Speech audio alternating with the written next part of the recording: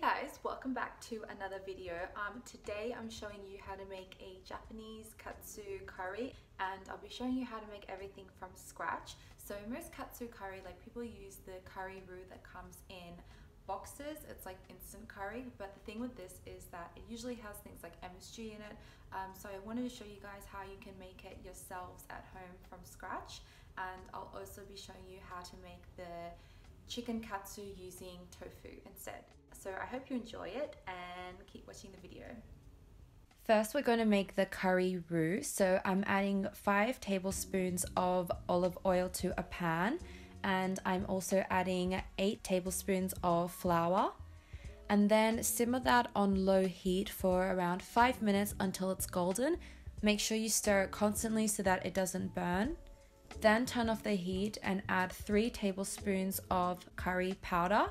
I'm using this S&B oriental curry powder because this is specific for Japanese curry, but you can just use any curry powder if you don't have this.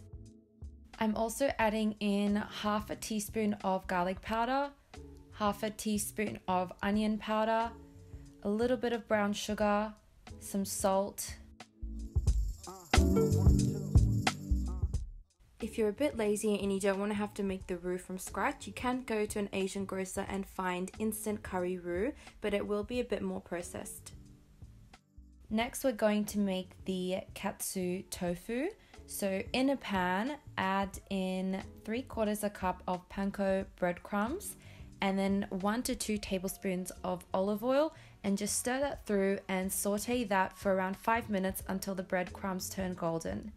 And then you want to go in and add a tablespoon of garlic powder, a teaspoon of salt, some onion powder, and half a teaspoon of white pepper.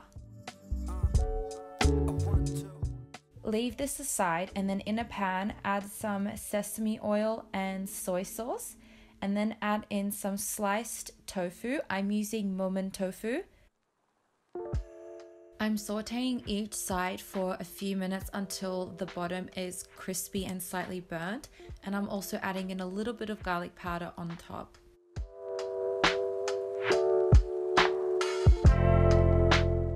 Then I'm going to have a bowl of flour, almond milk, and the panko breadcrumbs that we set aside before, and I'm going to dip each slice of tofu into the flour, then the milk, and then the breadcrumbs.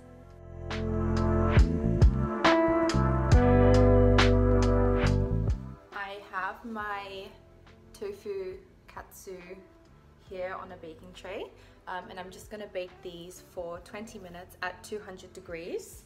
So yeah, just bake them for between 10 to 20 minutes until they are golden brown.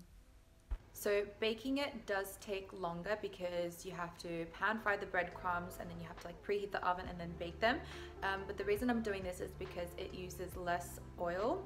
If you do want a quicker way and you don't care about keeping it like lower fat or whatever, then you can just do the tofu and put them in the flour, the almond milk, and then just the breadcrumbs straight from the packet. You don't need to pan fry them beforehand, and then you can just put some olive oil at the bottom of a fry pan and just pan fry them for like a few minutes on each side, maybe like 4 or 5 minutes, and that way it's going to be a lot quicker.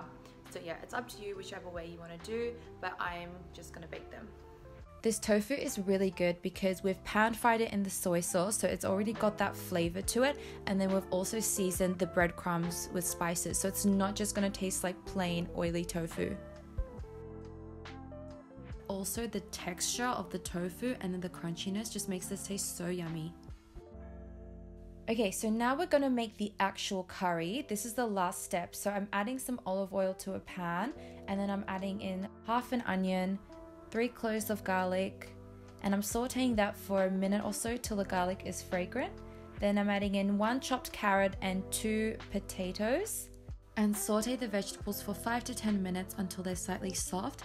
No matter what kind of curry you're making, you always want to saute your vegetables. You don't just want to add them in and boil them.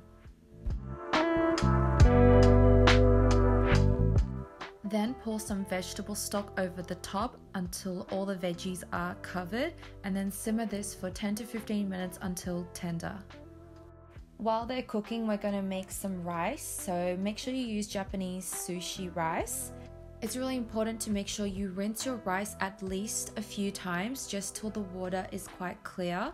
If you want really good rice, let it soak in the water for about 5 to 10 minutes until the center of the rice becomes white, but this is optional. And then just cook your rice.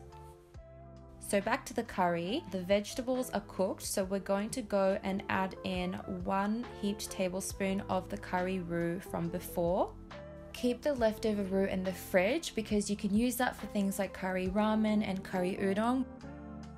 And add a tablespoon of brown sugar, a teaspoon of salt. This is optional, but I like to add a small splash of soy sauce and a bit of ketchup, and I find that this just adds more depth of flavor and it just makes the whole thing taste a bit more rich. And if you want a spicy version of this, you can just add some chili powder in.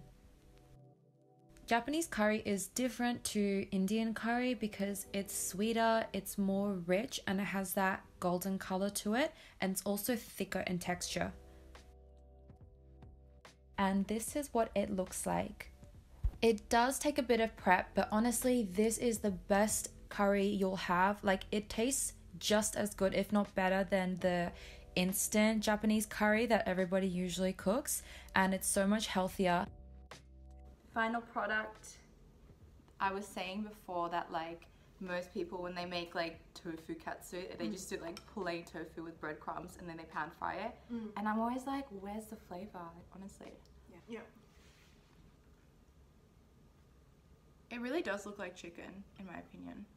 Is that even focusing in? Wait. It's like the worst camera. It's an iPhone 7. It's not even focusing in. Oh my god. Gotta do that. Honestly, I'm not even trying that. You gotta do that with your katsu. I'm like beauty gurus. It's still not focusing in.